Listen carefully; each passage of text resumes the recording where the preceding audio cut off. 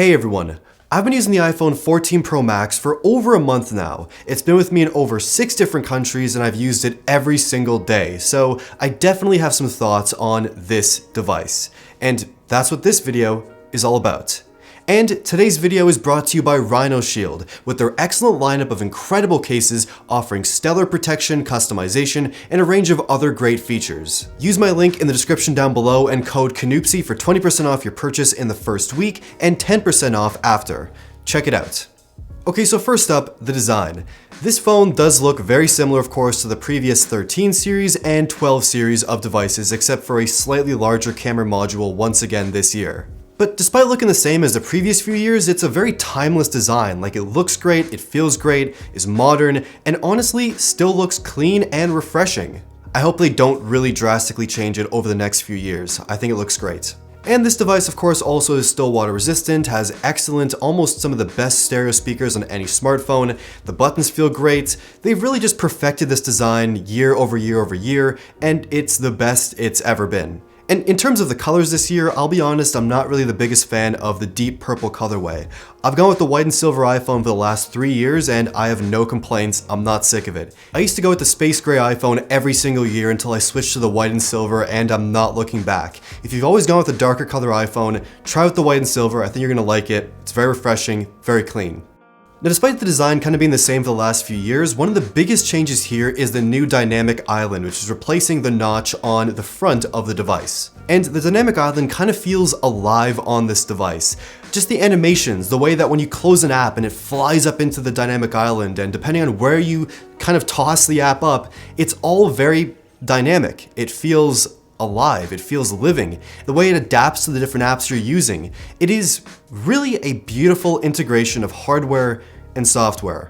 It gives you things like music controls, controls if you're in a phone call, more information from certain apps, timers, it shows the progress, AirDrop, it shows your progress up there when you send a file, and third-party apps are starting to take advantage of the dynamic island, as well as with things like live activities. Now personally, I like the design of the dynamic island. I think it looks way more futuristic, I think it looks a lot cleaner, but if we're being honest, it's kind of the same thing as the notch, and takes up the same amount of space, if not slightly more, as it grows and expands for certain apps.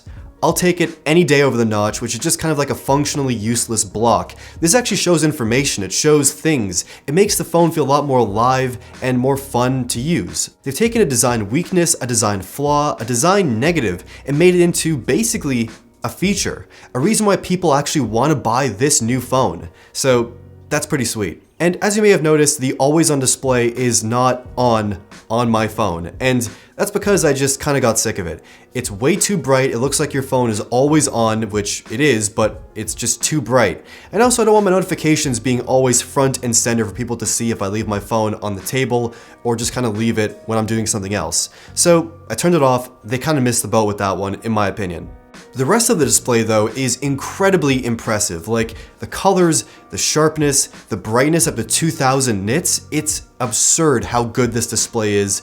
I'm a really big fan. But with that absurd amount of brightness, just keep in mind you're going to drain battery a lot, especially if you have it on max all the time. It's almost too bright to look at on max, but if you're outdoors, you're going to crank it up, it's going to drain battery, which is definitely a weakness, but keep that in mind. I also love the 120 Hz here. Once again, the phone feels incredibly smooth, incredibly fluid. For just everyday tasks, it makes it feel even faster than it actually is. And all those animations just look gorgeous on this device. Okay, let's talk about the camera setup on this device. And this year, I'm incredibly excited about the upgrades they've made across all the cameras on this phone. So first up, the selfie camera. This year it's 12 megapixels, has an f1.9 aperture, and the biggest upgrade though is the addition of autofocus. Many Android phones like Samsung and Huawei phones have had autofocus in their front-facing cameras for years, but this is the first time in an iPhone, and it is something I've wanted for so long. But it's most exciting for video. So this is the selfie camera recording 4K video on this device, and you're hearing the audio quality as well right now. And it just looks so incredibly good for a front-facing camera. Like, I can get up close, I'm still in focus, I can go far away, I'm still in focus, and having such a good front-facing camera for video recording is an amazing thing because you don't have to use your rear camera where you can't see yourself. Now you can set this on a tripod, use a front-facing camera, and the quality is outstanding. So You know, for content creation, this is incredible. Okay, let's talk about the rear cameras now. And this year, Apple gave us an incredibly versatile camera setup and also gave me everything I want with the iPhone cameras. So we have the ultra-wide 12 megapixel camera with autofocus, a wide 48 megapixel main camera, 3x telephoto zoom camera which is also 12 megapixels, and Apple also brought back something really interesting this year, which is 2x zoom. Okay, so let me explain. The main wide camera is equivalent to 24mm, and the telephoto camera is equivalent to 77mm. And both of these can be a little bit too extreme for certain shots you might have in mind. Either it's going to turn out too wide or too zoomed in. And the only in between is with digital zoom, which is decent but not always great. While the 2x zoom option, which is equivalent to 48mm, is perfectly right there in the middle. And Apple isn't just giving you a digital zoom in option, there's a whole bunch of stuff happening here. So basically, it's cropping in on the 48 megapixel sensor right in the center portion, and a bunch of other softer magic is happening as well to create what basically feels like an optical 2x zoom telephoto camera without the actual hardware there, if that all makes sense. It also has all the benefits of using that main camera, like having better depth of field, the brightness, the low light performance, so it's pretty sick. I'm really happy with it. I'm so happy that Apple brought it back. And all the photos taken with this phone look absolutely stunning. It looks like the phone is using one camera with different lenses rather than 3 different cameras. It's a very consistent shooting experience that other phones have really not caught up to that well. The phone takes incredibly sharp photos with excellent HDR, accurate, beautiful colors, and it's also very quick to shoot as well. You tap the button, photos almost instant. It's incredible. I've shot photos here at home, in Toronto, in Vietnam, in San Francisco, Paris, and a bunch of other places as well, really testing out all these cameras, and I'm super impressed with the photos.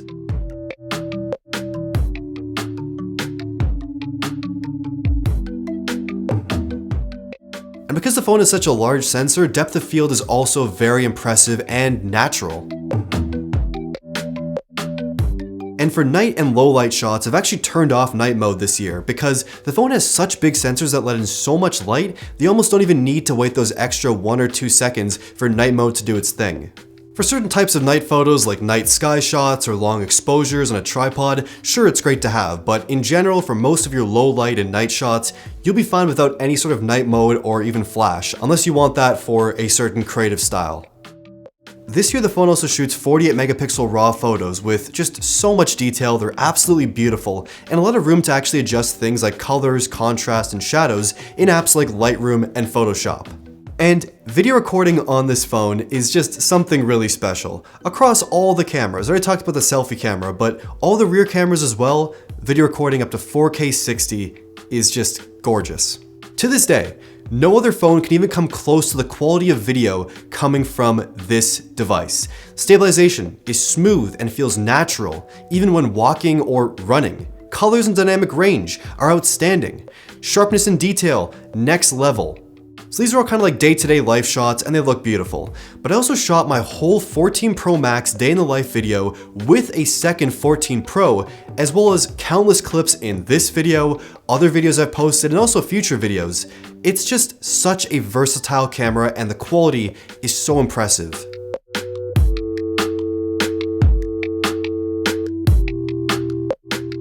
And also cinematic mode got an upgrade as well. It does 4K 30 or 4K 24. It's pretty good for objects, it's good for people, and it's just a nice solid creative tool for certain shots you might have in mind.